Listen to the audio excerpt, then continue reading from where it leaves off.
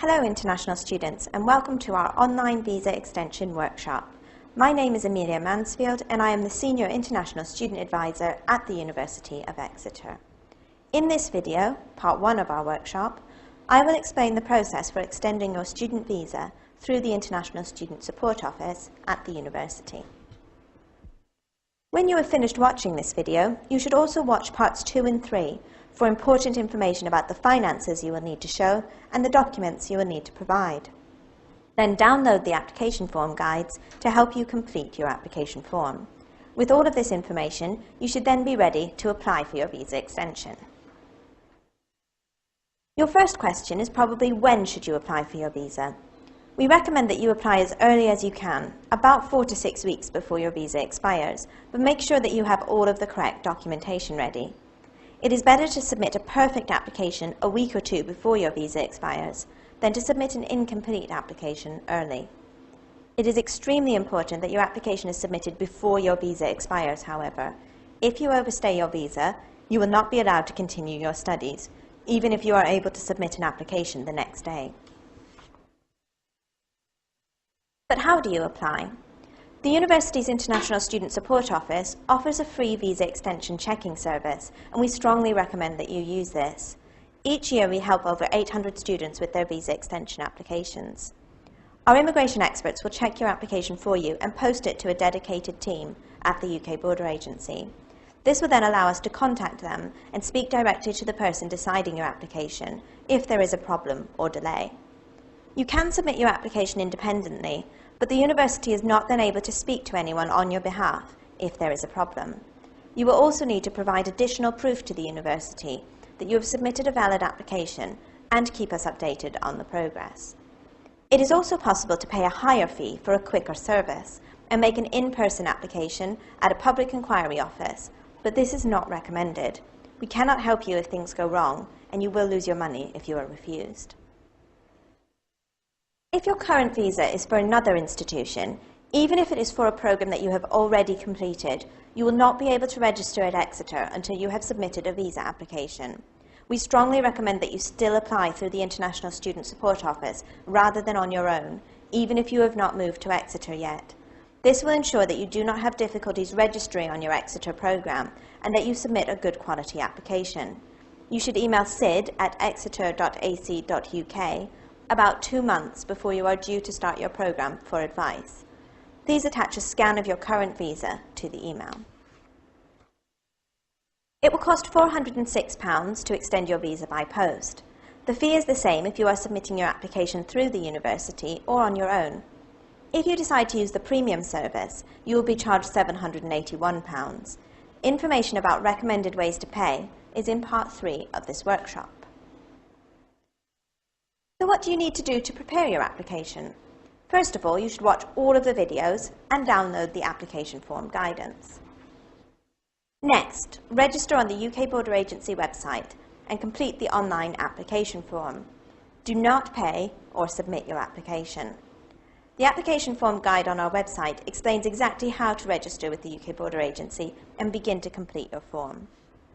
Make sure that you save your application. You will next need to get all of your documents ready. Watch both the finance and documentation videos very carefully to make sure that you do everything correctly. It is extremely important that your documents match the Tier 4 policy guidance exactly. It can be confusing, so if you're stuck, ask questions. It is always best to ask, and to ask as early as possible. You can drop in to see our Exeter advisors during one of our sessions listed on the screen. Exeter drop-ins only take place during term time, but we work throughout the holidays. Just send us an email to make an appointment. You can also email us to ask your question if you can't make it to a drop-in session.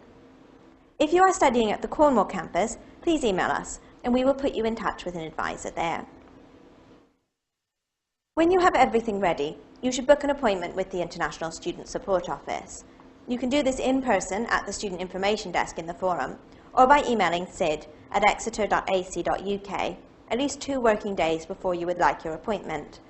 At the Cornwall campus, please see the reception in the Peter Lanyon building.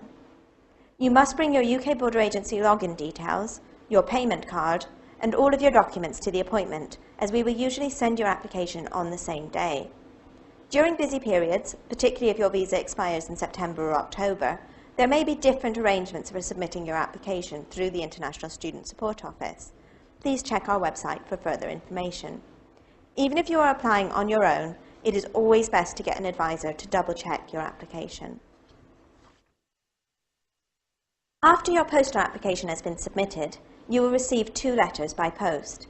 The first letter is to let you know that the UK Border Agency has received your application.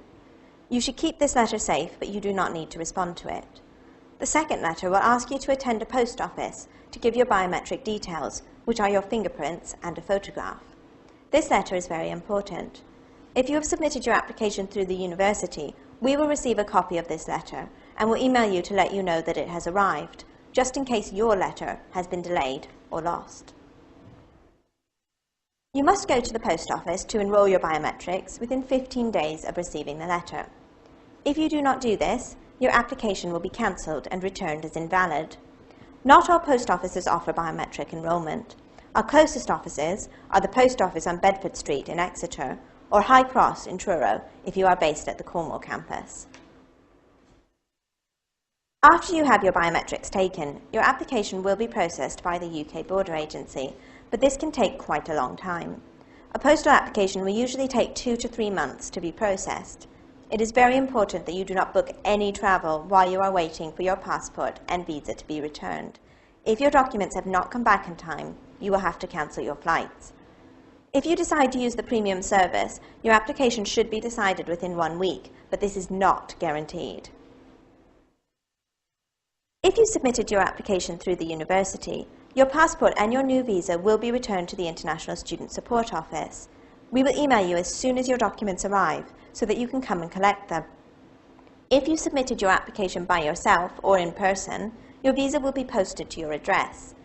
Your visa will be issued on a biometric residence permit, sometimes called an ID card, and will be separate from your passport.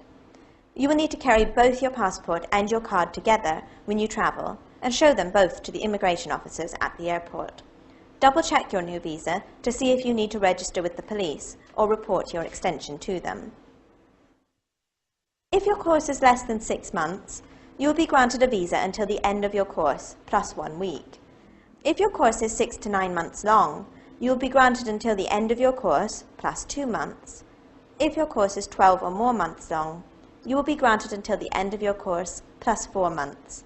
The end of your course is the last day of teaching and not your graduation day. If you think you have been given the wrong expiry date, please ask an advisor for help. Okay, I understand everything. Well, maybe you don't understand everything yet. Make sure you go and watch the finance and documentation videos next, and then you should be ready. Remember that this workshop explains straightforward applications. If your situation is different or complicated, come to a drop-in or send us an email and we will give you further advice. Thanks for watching.